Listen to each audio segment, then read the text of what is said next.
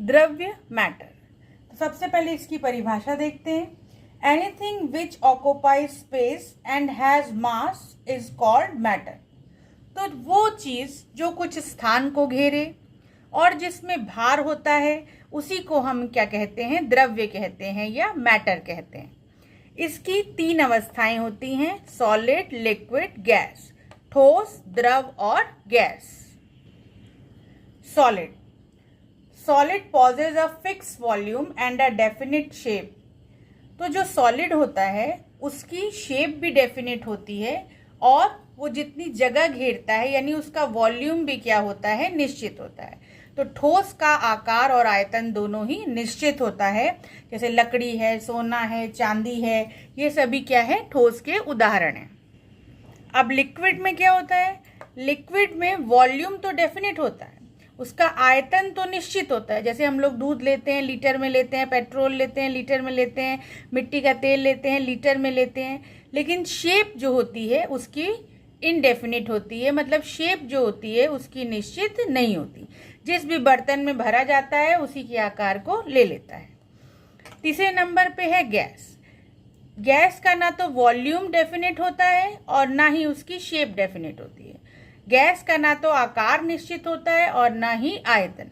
जैसे ऑक्सीजन है, नाइट्रोजन है, कार्बन डाइऑक्साइड है, ये सारी क्या हैं, गैसेस हैं।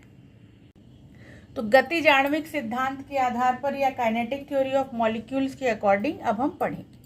तो कोई भी जो पदार्थ होता है, सब्सटेंस होता है, वो छोटे छोटे अणुओं से मिलकर के बनता है, जिसको कि हम यहाँ पर देखिए ये गोलों से रिप्रेजेंट कर। तो 2 अणुओं के बीच में, 2 मॉलिक्यूल्स के बीच में जो जगह होती है, जो डिस्टेंस होती है, उसको इंटर मॉलिक्यूलर डिस्टेंस कहते हैं, अंतरा अणुक स्थान कहते हैं। और 2 अणुओं के बीच में जो आकर्षण बल लगता है, जो अट्रैक्शन लगता है, उसको हम लोग क्या कहते हैं, उसको हम लोग अंतरा अणुक आकर्षण बल कहते हैं, इंटर मॉलिक्यूलर अट्रैक्शन कहते हैं। तो देखिए जो ठोस पदार्थ होगा उसमें ये अणु बिल्कुल पास पास होते हैं, एक दूसरे से एकदम सटे हुए रहते हैं। तो जब एक दूसरे से सटे रहेंगे तो इनके बीच में अंतरा अणुक स्थान जो है वो बहुत ही कम मिलेगा या नहीं मिलेगा। अब चूंकि एक दूसरे से एकदम सटे हुए हैं इसलिए आकर्षण बल या मॉलिक्यूलर अट्रैक्शन का मान जो है वो अधिक होगा। इसी तरीके से लिक्विड को देखते हैं, द्रव। तो लिक्विड में देखिए जो मॉलिक्यूल्स हैं उनके बीच में जगह जो है वो सॉलिड के कंपैरिजन में काफी ज्यादा है, यानी कि इसमें अंतरा अणुक स्थान, इंटर मॉलिक्यूलर स्पेस जो है वो बहुत अधिक है।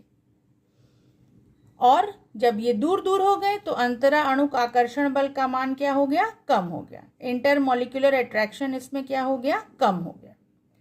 गैस में देखते हैं तो गैस में मॉलिक्यूल क्या है, काफी दूर दूर है, यानी अंतरा अणुक स्थान, इंटर मॉलिक्यूलर डिस्टेंस जो है वो बहुत ज्यादा है। और जब बहुत दूर हो गए तो अट्रैक्शन जो है वो इनके बीच में बिल्कुल निग्लिजिबल होगा, नगण्य होगा। तो अगर गतिज आणविक सिद्धांत के आधार पर देखा जाए, क्योंकि हम कह रहे हैं कि जो सॉलिड है या ठोस है उसका आकार और आयतन निश्चित है। तो क्यों निश्चित है, क्योंकि इसमें जो अणु हैं वो अपनी ही जगह पे बने हुए हैं, यानी जो अणु है, जो मॉलिक्यूल हैं, उनकी पोजीशन क्या है, फिक्स है। तो फिक्स पोजीशन होने की वजह से जो सॉलिड होता है, ठोस होता है, उसका आकार और आयतन दोनों क्या होता है, निश्चित होता है। Solid has fixed volume and shape. यहाँ द्रव के केस में, लिक्विड के केस में हम लोग देखें, इंटरमॉलिक्यूलर डिस्टेंस जो है इसके कंपैरिजन में ज़्यादा हो गई, अट्रैक्शन का मान जो है वो कम हो गया। इस जो लिक्विड है उसमें जो मॉलिक्यूल्स हैं उनकी पोजीशन जो है फिक्स नहीं है, बार बार बदल जा रही है, इसलिए शेप क्या हो जाती है, इसकी फिक्स नहीं होती। लेकिन ये अपनी बाउंड्री के अंदर ही गति करते रहते हैं, बाउंड्री से बाहर नहीं जा पाते हैं, इसलिए इसका वॉल्यूम जो है वो क्या होता है, निश्चित होता है, आयतन। गैस में देखें ना तो इसमें अट्रैक्शन है ना, जब अट्रैक्शन नहीं है तो फिक्स पोजीशन नहीं है, इसलिए ये जो है इधर उधर गति करते रहते हैं। इसलिए जो गैस होती है उसका ना तो शेप डेफिनेट होता है और ना ही वॉल्यूम डेफिनेट होता है। अब हम सॉलिड, लिक्विड, गैस को काइनेटिक एनर्जी के अकॉर्डिंग जो है एक्सप्लेन करेंगे। तो सबसे पहले तो ये समझें कि काइनेटिक एनर्जी या गतिज ऊर्जा क्या होती है। तो अणुओं की गति के कारण जो उसमें ऊर्जा होती है उसको हम कहते हैं गतिज ऊर्जा। तो ठोस, द्रव और गैस में गतिज ऊर्जा कैसी होगी, पहले सॉलिड में देखते हैं।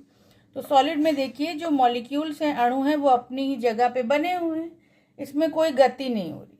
तो जब गति नहीं हो रही है तो इसमें गतिज ऊर्जा नहीं होगी। लिक्विड में देखिए मॉलिक्यूल्स के बीच में इंटरमॉलिक्यूलर डिस्टेंस मिल रही है, जो अणु हैं, मॉलिक्यूल हैं, वो मूव कर रहे हैं, गति कर रहे हैं, तो इसमें गतिज ऊर्जा मिलेगी।